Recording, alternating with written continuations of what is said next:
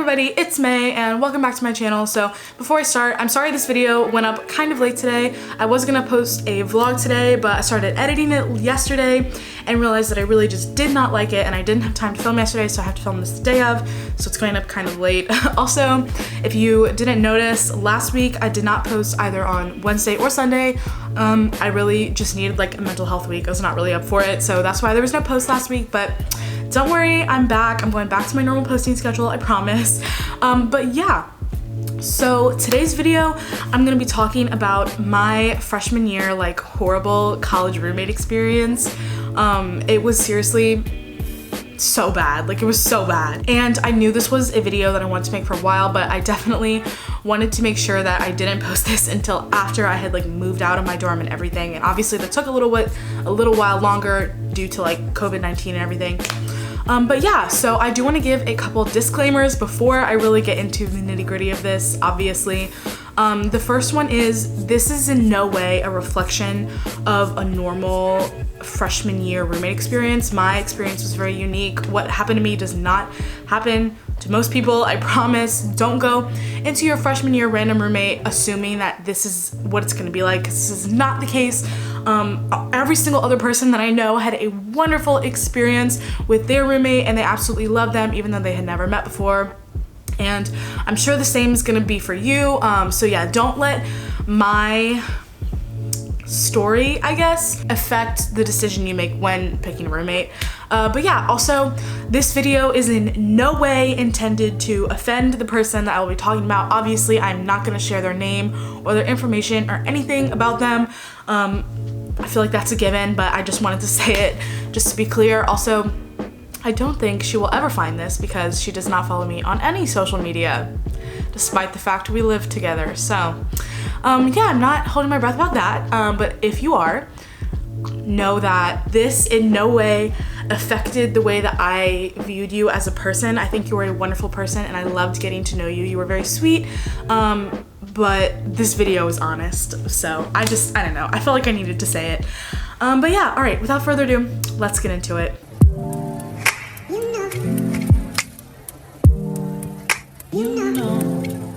So basically, here's how my roommate situation went for my freshman year. Whenever school started for the whole first semester, I was roomed with the person that I had picked. We had went to the same high school. I loved her. She was one of my best friends while we were at school together. She was an incredible roommate. I loved living with her when she left. So she actually left Alabama and transferred to another school over winter break. And I missed her so much during the second semester. But yeah, she was an incredible roommate. This is not about her. If you know who I'm talking about, it's not about her. But basically, after we came back to school for about 2 or 3 weeks, I would say, I was living alone in my dorm. And I lived in a suite style dorm, so I basically had an apartment. So I had like a private bathroom, a kitchen, a living room, and things like that. And the 2 rooms were like 2 private bedrooms. So I had the entire dorm to myself for almost a month. And it was really, really nice, actually, to kind of like have some quiet time. Like I could go out and be with people and then come home and it would be my time. But then one night I had a knock on my door and I opened the door and there she was. And all she said was, "Hey, can I come in?" And I was, knowing me, I was like, "Oh yeah, sure, come on in," like whatever. I thought maybe she was like an RA and she needed to do like a room check, but she wasn't my normal RA and whatever. I don't know, I didn't think much of it. So I let her in and she was like, "Hey, so basically this is why," and she was like, "Basically I lived a couple floors down from you and I've been having a really hard time with my roommate, so I was looking to move out, and I saw that you didn't have a roommate, so I just wanted to like come say hi and see if maybe you were interested in living together." And whenever I first met her, she was so sweet. I loved her. I was like, "Oh my god, yeah, absolutely, come live with me, it'll be so much fun. Finally, I won't be alone anymore, come live with me." So I had assumed that obviously it was gonna be like a few days before anything had happened. Like surely there was gonna need to be like paperwork and I was gonna have to like talk to my RA or whatever, but that was not the case. The next morning at 11 a.m. I heard my door open and I was like, hello, like who's walking in here? The door was locked. And lo and behold, it was the girl. And I had not received any notice that she would be moving in at that hour. She just kind of walked in with like these huge carts of all of her stuff with her mom, and I think her grandmother was there, and I was literally wearing like a t-shirt and underwear because I had just woken up, and this was on a Saturday, and I was like, oh my god, hello, like hi, like like what do you do in that situation, you know? So I actually left to go home that week, or not home, I went to the beach that weekend. So literally as soon as she was like walking in the door, I was putting on like my clothes and then getting my suitcases, and I was walking out of the door because I was driving to Florida to go to the beach. So it was just a very quick, I guess, encounter. I was like, oh, hi, bye, whatever. I left, went to the beach, didn't think much of it. And then I came back Sunday night and I was like walking to the building. I had just parked in the parking deck and I was walking back and I got a text from her and she was like, hey, I just want you to know I took some of your drinks. Sorry for not asking. I can Cash App you if you want. And I was like, why didn't you just ask me? Like, I would have said yes, but you could have asked at least, you know? And I was like, no, it's fine. Don't worry about it. Like, I have more. Like, it's totally not a big deal. Don't worry about it. And like, that was that. And so I'm in the elevator and I get another text from her and it says, you can hit my dab pen if you want. And I was like,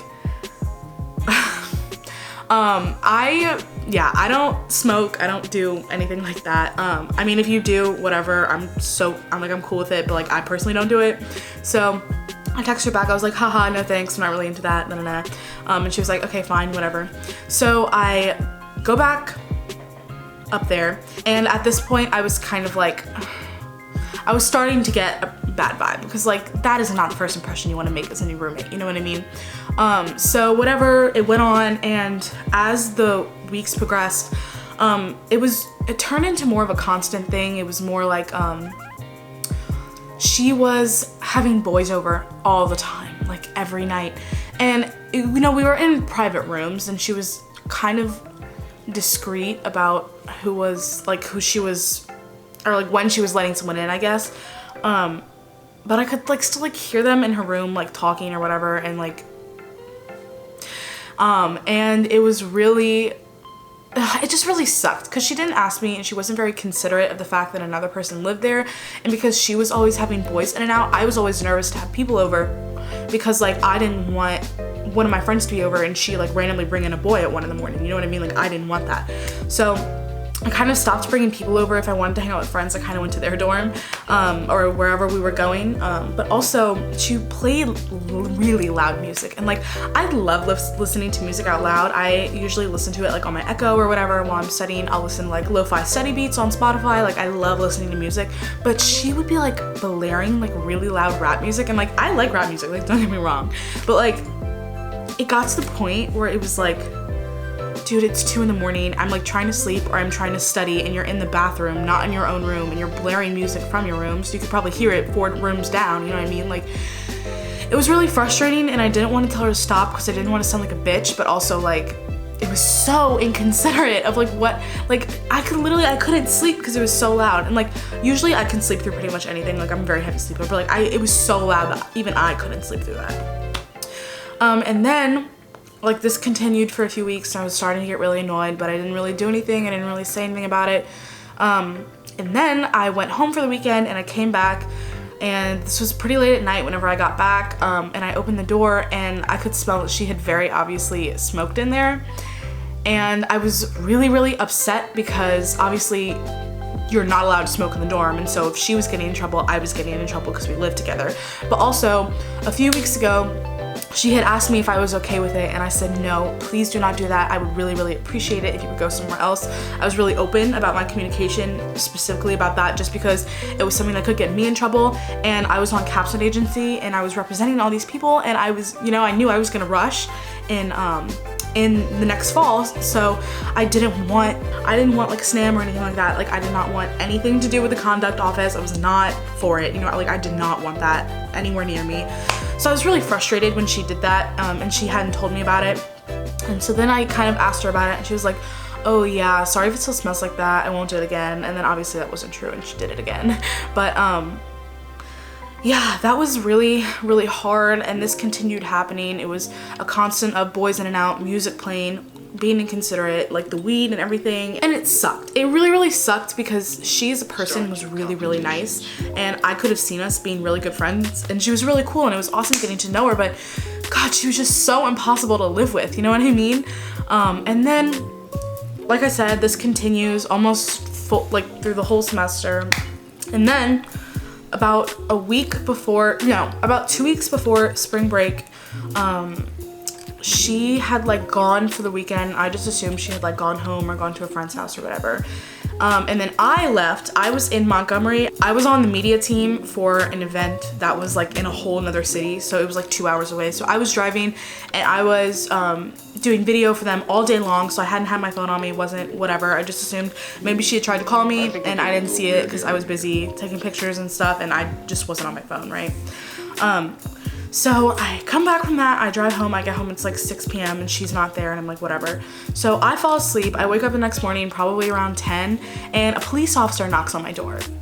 And I answer it and he's like, hey, I'm looking for so-and-so, have you seen her? Do you know where she is? And I was like, no, like I got back in the evening yesterday. I was in Montgomery for this event and I hadn't seen her that night and I hadn't seen her this morning, so I'm not really sure where she is. I hadn't heard from her, sorry. And so we closed the door and I just like was like, I'm not getting involved in this. I'm not gonna be in the middle of this. I don't want anything to do with this, basically. You know what I mean? I mean, I feel like that's fair. And then maybe 2 hours later, a second cop knocks on my door and same thing. Hey, have you seen so-and-so? We're still looking for her. We haven't heard from her. If you see her, please call UAPD because we need to talk to her.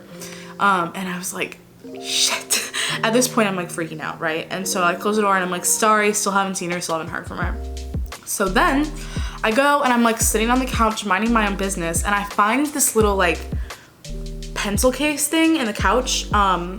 And I didn't really think, I just literally thought that's what it was. I thought it was like a pencil case, like she was studies in there. Sometimes it was like maybe she just dropped it in between the couch cushions. And then I started like, I like picked it up and I was like feeling it. And then I looked down and there was a lighter next to it. And I was like, okay, I know what this is and I'm sure you can gather what it was. And I was like, again, I don't want to open it. I don't want to know. I don't want to confirm or deny anything. I literally put the pouch back where it was and went into my room, didn't say anything, still hadn't heard from her.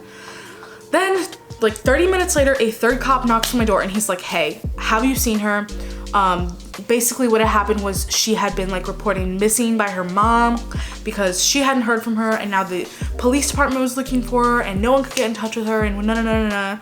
And I had just found like her weed stash basically in my couch and so I was freaking out because I was like, oh my God, there's cops here. Like, what do I do? You know what I mean? And so I finally decided that I needed to call her and figure out what the hell was going on. So I call her and I'm like, hey, where are you? And she's like, oh my God, is it true that my mom called the cops and And I was like, yeah, like, can you please like either call your mom or call the police department so they stop knocking on the door? And so the police finally stopped coming, but then her friends started knocking on the door being like, hey, have you heard from so-and-so, whatever. And at this point I was straight up annoyed. You know what I mean? Like this is not what I wanted to be dealing with that day. I had stuff to do and whatever. So I go in my room, I stop dealing with it. Finally, like 4 hours later, she comes in and she's like, hey, I was just at a friend's apartment and I just wanted to get away for a little while and blah, blah, blah. She walks in her room, fills a duffel bag with stuff, leaves, and I didn't see her for like a week after that. I didn't hear from her. I had no idea where she was or what she was doing. And this happened all the way through spring break. And from the time that the third cop knocked on my door to the day that we left for spring break, I had seen her literally 3 times. Oh, in like a 2.5 week span. I have no idea if she was living with someone else. I have no idea if she was at home or like if she was coming back when she knew I had classes. I don't know what she was doing. And honestly, I don't care to know. But yeah, after that, spring break happened and then COVID-19 happened and we all got sent home and I never saw her again. After that, I still haven't seen her. The last time I heard from her was whenever I moved out and I texted her and I was like, hey, can I throw this carpet away because you moved out before me and you left it here. And that was the last time that I heard from her. So yeah, like I said, this video was not meant to like hurt anybody or call her out or anything. It was just, I don't know, a crazy experience that I had that not many people had, and I just kind of wanted to share it with you. Also, this is just like a reminder to you, be courteous to your roommates, be considerate. Always ask them if you're gonna do something that might annoy them, like have people over or take their things or smoke weed in your room. Ask, talk to them, have open communication. Open communication is the best thing. It's the best thing that you can do. I feel like it's probably the thing that stopped us from having a good relationship as roommates. And yeah, it really sucked because I wanted whenever I found out I was getting a new roommate, I wanted it to be such an amazing experience, and I wanted it to be like the best friend that I was looking for that I still hadn't found yet. And unfortunately, that was just not the case for me. Hopefully you have a better experience than I did. But yeah, that is pretty much all I have for you guys today. Please don't go like hunting for this girl like through my social media or whatever. I promise you, we don't follow each other, we don't speak to each other. You're not gonna find her, so just, yeah, okay, that's it. Please don't forget to give this video a thumbs up, comment down below if you have any wacky roommate stories. Don't forget to subscribe. I'm getting super close to 1,000 subscribers, so that is the current goal. But yeah, okay, I think that's it. I hope you guys have a great week, and I hope you finish quarantine strong. Peace.